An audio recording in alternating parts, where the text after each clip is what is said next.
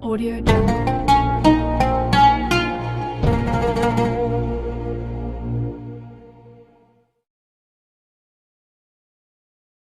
Bismillahirrahmanirrahim. Assalamualaikum warahmatullahi wabarakatuh.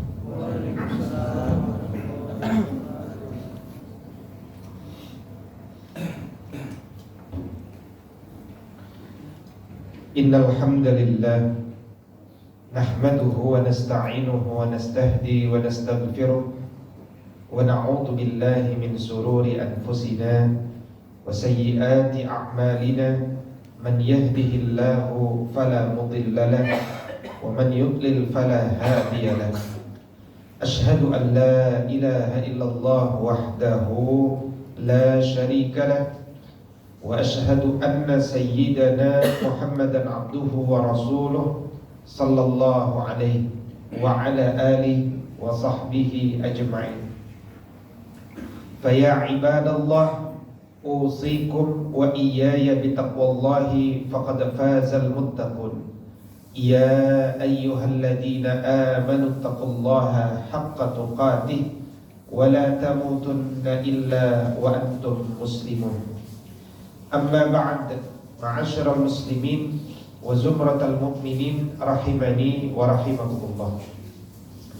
Alhamdulillah di sayyidil ayyam yaumul jumu'ah, di pemimpinnya para hari Jumat, hari pertama kali manusia diciptakan, hari manusia pertama itu diwafatkan, hari pertama kali tiupan sangkakala diperdagangkan, hari yang malam dan siangnya disunnahkan untuk memperbanyak sholawat kepada Rasulullah sallallahu alaihi wasallam.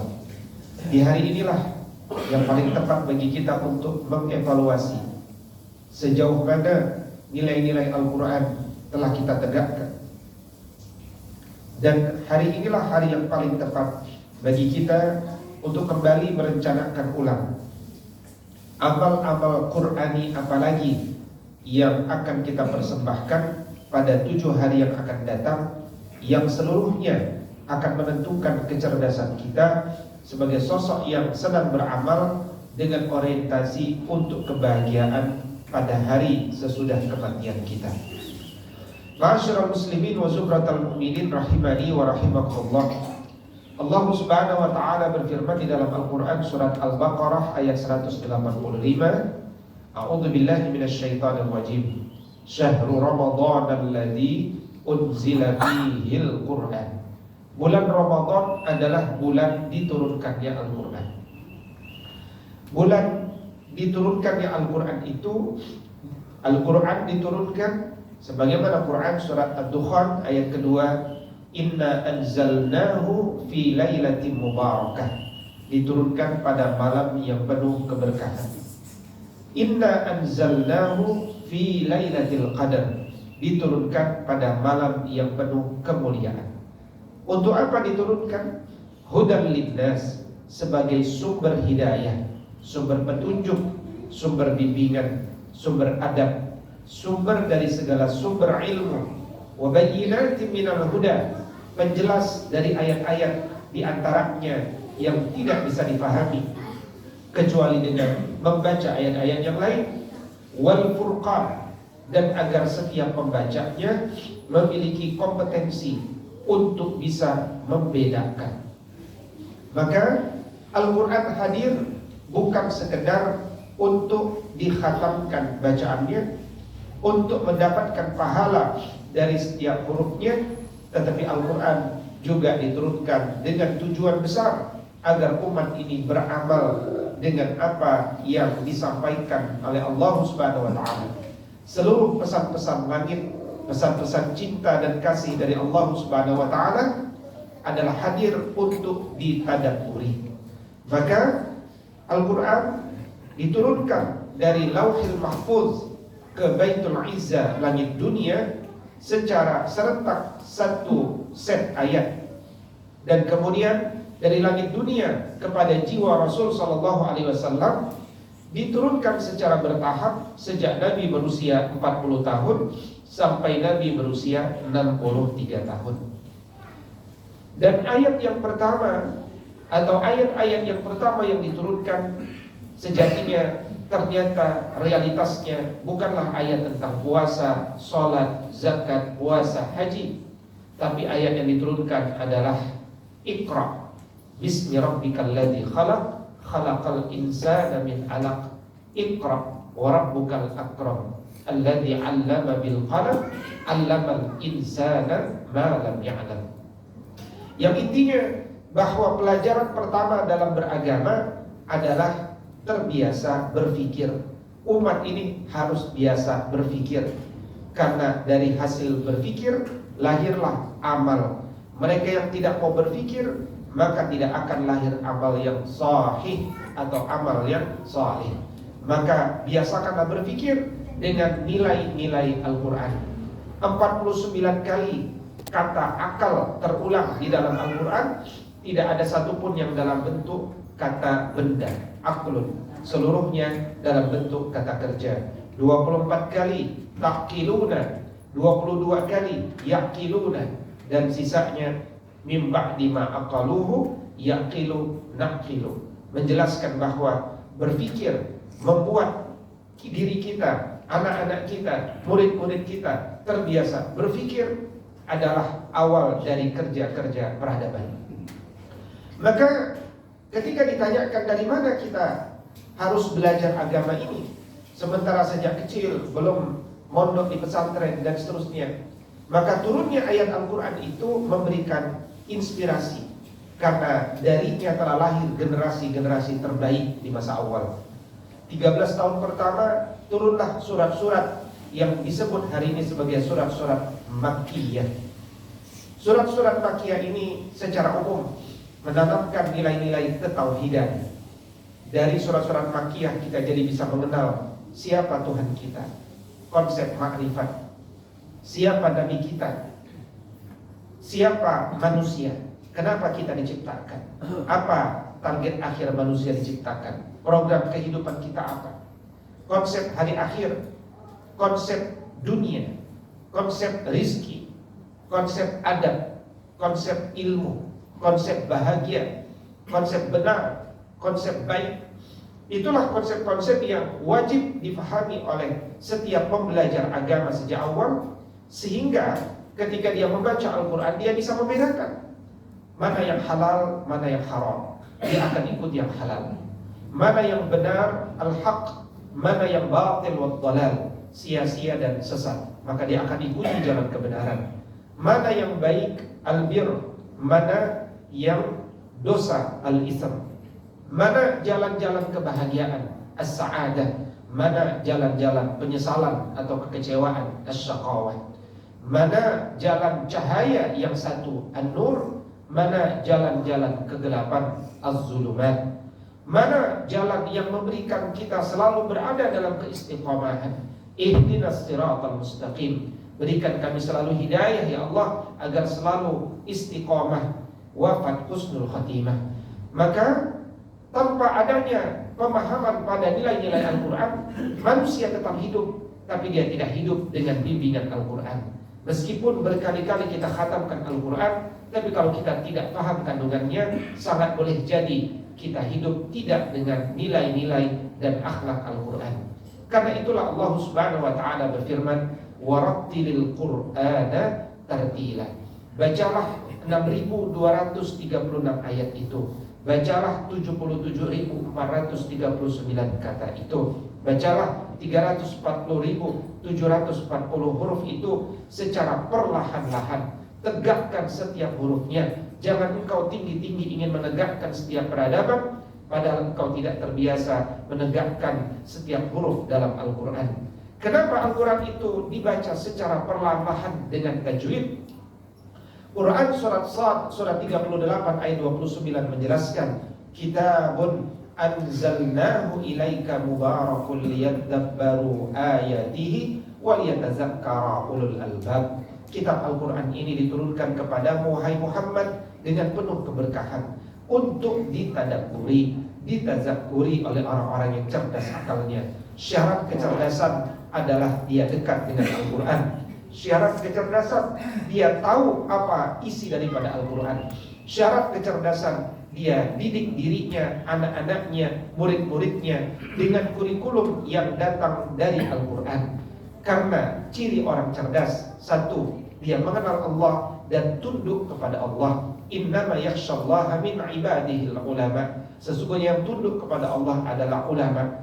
Gelarnya doktor, profesor, tapi dia tidak tunduk kepada Allah, dia belum disebut orang yang cerdas, dia baru diketahui sebagai orang yang mengetahui. Yang kedua, orang yang cerdas adalah orang yang bisa membedakan dan berjalan pada jalan yang diridhai oleh Allah Subhanahu wa taala. Karena itu, ketika seseorang itu menempuh jalan-jalan kecerdasan, dia tidak membatasi keilmuannya. Benar, para ulama mengatakan manusia tidak bisa menguasai seluruh cabang ilmu, tapi mustahil manusia hanya membatasi dirinya pada satu cabang ilmu. Ketika dia membaca Al-Quran, mayoritas isi Al-Quran itu adalah social science, ilmu-ilmu sosial. Mereka yang belajar membaca Al-Quran secara perlahan-lahan, dia mendapatkan prinsip-prinsip kunci dalam belajar ilmu antropologi, sosiologi, politik, edukasi, ekonomi, sejarah, geografi, sastra, dan humaniora lainnya. Dan ketika dia membaca 1/6 sisanya daripada isi Al-Quran itu, dia akan secara otomatis mencintai ilmu matematika, kimia, fisika, biologi, dan seterusnya. Perhatikan bagaimana Allah Subhanahu wa taala tidak menyebutkan bahwa usia dakwah Nabi Nuh alaihissalam 950 tahun, tapi usia dakwah Nabi Nuh adalah 1000 dikurang 50 tahun. Mereka yang berinfak tidak disebutkan mendapatkan pahala 700 kali lipat, tapi dia mendapatkan pahala 1 kali 7 kali 100. Allah Subhanahu wa taala memberikan pelajaran-pelajaran yang besar dalam Al-Quran, sehingga seharusnya orang yang dekat sama Al-Quran, dia tidak mengalami dikotomi antara agama dan sains, ilmu agama dan ilmu dunia, ilmu agama dan ilmu akhirat. Karena ilmu agama adalah ilmu yang mengajarkan kepada kita tentang bagaimana tata cara hidup di dunia, tidak mengajarkan tentang bagaimana tata cara hidup di akhirat. Maka tidak ada perbedaan antara ilmu agama dan ilmu dunia. Justru mereka yang hidup di dunia ini harus sadar bahwa hanya dunialah wadah atau kesempatan satu-satunya untuk bisa meraih jannah yang terbaik. Dan jannah terbaik itu ada caranya untuk diraih. Karena itu dia harus beragama. Seluruh kehidupannya, detik nafasnya 24 jam, dia harus beragama. Ketika dia menjadi seorang ekonom yang beragama. Politikus yang beragama. Pendidik yang beragama. Bahkan ketika dia menjadi tetangga yang beragama. Dan yang disebut beragama berawal dari iman yang mendalam. Dan orang yang telah memiliki iman yang mendalam, dia pasti akan ekspresikan cintanya kepada Allah dalam bentuk ibadah-ibadah ritual. Tapi jangan lupa, ibadah ritual dalam Al-Quran hanya menghabiskan sekitar 1-2% dari seluruh isi Al-Quran. Mayoritas isi Quran itu adalah akhlak, bahwa manusia hidup di muka bumi, dia sebagai manusia bertemu dengan manusia. Ilmu tentang manusia bertemu dengan manusia dan berinteraksi dengan sesama manusia, itu ilmu sosial. Ketika dia hidup di muka bumi, dia melihat bahwa bumi, ozon, atmosfer, pepohonan, bintang-bintang, binatang, dan seterusnya, dia adalah alam semesta. Mereka yang membaca Al-Quran, dia punya adab juga kepada alam semesta. Maka pada satu sisi dia menguasai ilmu sosial, di sisi yang lain dia menguasai ilmu alam. Demikianlah yang diharapkan dari para pembaca Al-Quran. Dengan demikian, Ramadan jangan membataskan diri kita kembali hanya sekedar mengejar khataman dan pahalanya. Mulai saat ini kita harus mendalami kandungannya. Tapi sebagian orang mengatakan, saya tidak sempat untuk mentadabburi Quran ini. Maka Allah Subhanahu wa taala jauh-jauh hari telah menyindir orang-orang seperti ini. Sebagaimana Quran surat Muhammad surat 47 ayat 24. Afala yatadabbaruna al-Quran am ala qulubin aqfaluha. Kenapa kalian tak pernah sempat tadabbur Quran? Apakah hati kalian sedang terkunci? Al-Quran kemudian dibedah oleh para ulama menjadi 30 juz, 60 hizib atau 240 rubuk. Setiap keluarga Indonesia yang setiap pekan dia punya program untuk mentadabburi 1 rubuk setiap pekannya, insya Allah 4,5 tahun dia bisa mendapatkan kulit-kulitnya dari terjemah yang dia baca, dia punya pesan-pesan secara umum. Maka setelah 5 tahun itu lanjutkan lagi pengembaraannya dengan mendalami tafsir-tafsir yang lebih mendalam dan banyak berdiskusi, sehingga seluruh amal yang kita lakukan pastilah amal yang Qur'ani dan amal yang bisa diawali dengan basmalah, bisa diakhiri dengan hamdalah, dan bisa diperkaya ketika kita melakukannya dengan tasbih, tahmid, tahlil, takbir.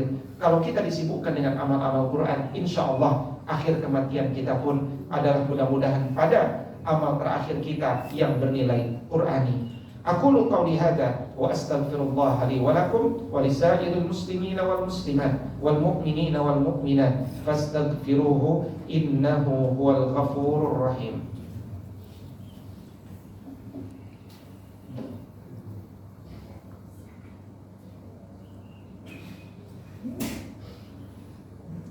Alhamdulillahi rabbil alamin wa bihi nasta'inu ala umuri dunya waddin. Asyhadu an la ilaha illallah wa asyhadu anna Muhammad Rasulullah. Allahumma fasalli wa sallim wa barik ala sayyidina Muhammad sayyidil mursalin wa ala alihi wa sahbihi ajma'in. Faya ibadallah, usikum wa iyaya bitaqwallahi faqad fazal muttaqun. Ya ayyuhalladzina amanu taqullaha wa kunu ma'as sadiqin. Wahai orang-orang beriman, bertakwalah kalian kepada Allah. Rawatlah integritasmu, kejujuranmu, siddiqmu dengan selalu berkumpul, berada pada circle orang-orang yang benar, orang-orang yang jujur, orang-orang yang selalu membenarkan Allah Subhanahu wa taala.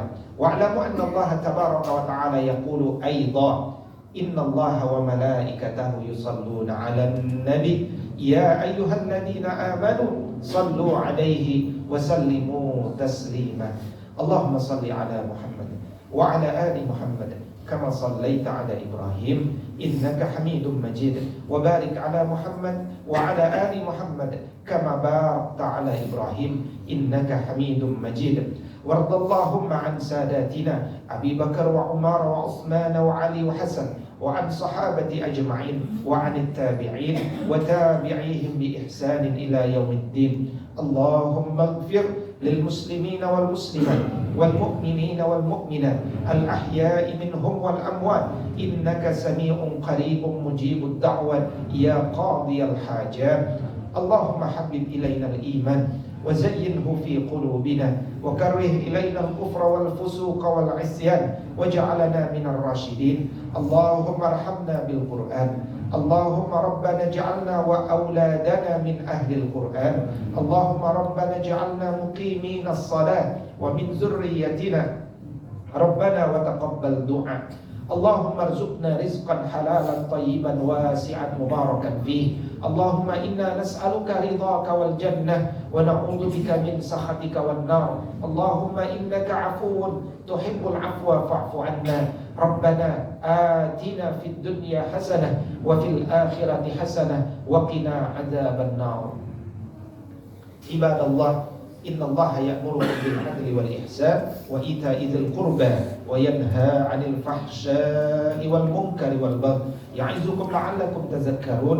فاذكروا الله يذكركم واشكروه على نعمه يزدكم ولذكر الله أكبر والله يعلم ما تصنعون. أقم الصلاة.